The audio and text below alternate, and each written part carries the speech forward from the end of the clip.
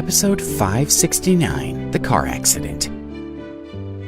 "Alex, it's really you," Marianne called, waving to him from the driver's seat of the car.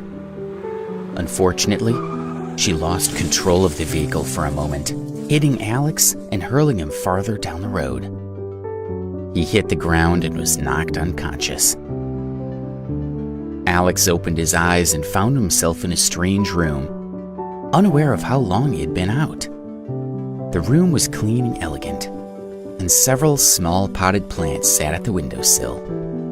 A breeze blew from the open window, cooling the space.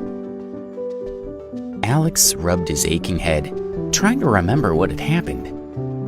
Finally, he recalled rescuing Debbie and members of the Baltimore Martial Arts Association turning up, and then Marianne hitting him with her car. "What's going on?" Alex murmured to himself.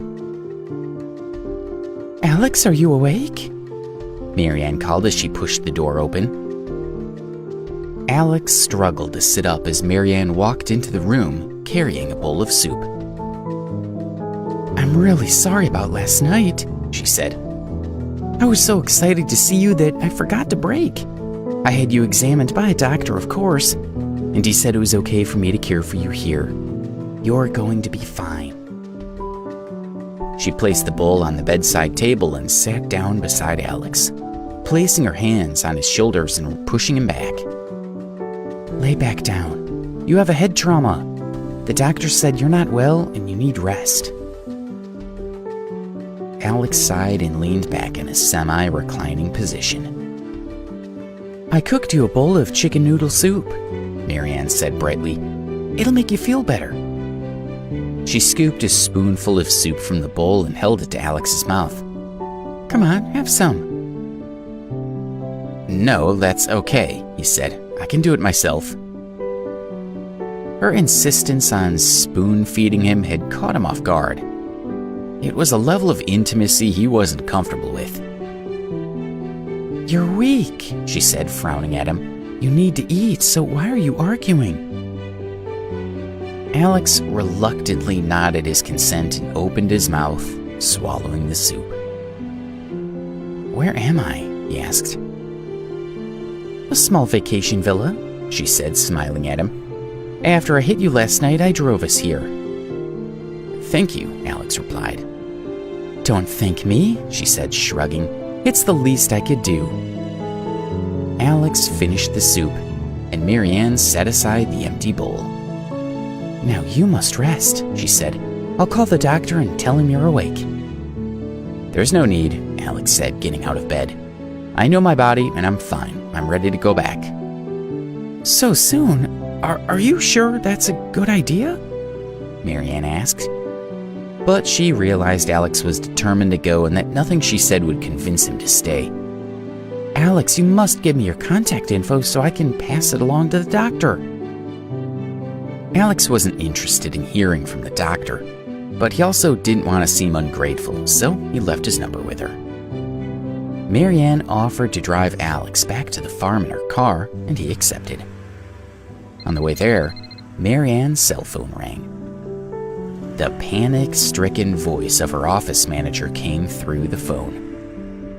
"Miss Robinson, there's a problem with the wine again. Dozens of customers reacted badly after drinking it.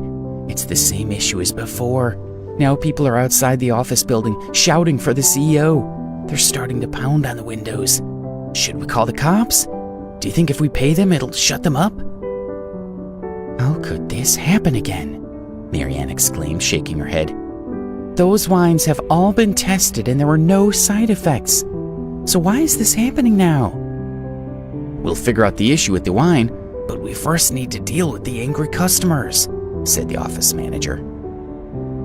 Marianne replied, "Keep the customers calm until I can get there. I'm on my way now. If this isn't fixed immediately, the company will be shut down." "Yes," the manager said. "I understand." After hanging up the phone, Marianne looked at Alex and said, "I'm sorry, I don't think I can give you a ride all the way to the farm. This is really important and I need to take care of it." "No problem," Alex replied. "I'll take a taxi back." "But wait, You know about medicine, Marianne said excitedly. You can come with me and look at my customers.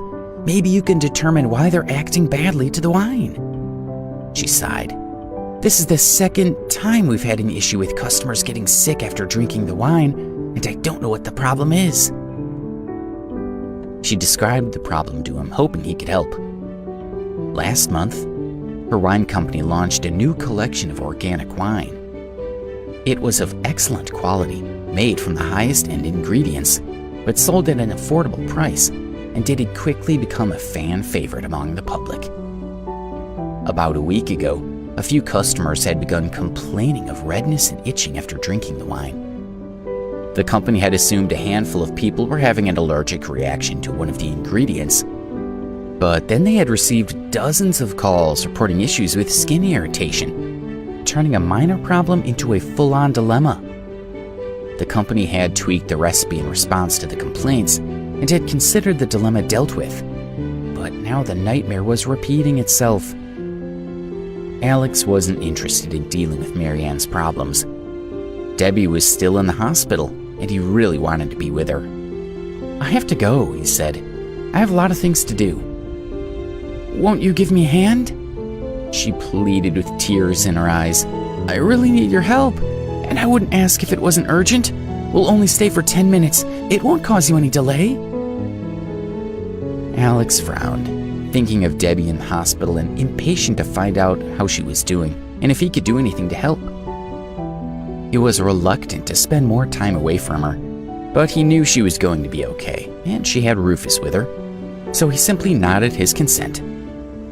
The sports car arrived at a 7-story building built in the 80s with a Robinson Winery sign above the door. No other members of the Robinson family were present, except for Marianne. 50 people were gathered around the front of the office building on what would typically have been a quiet street.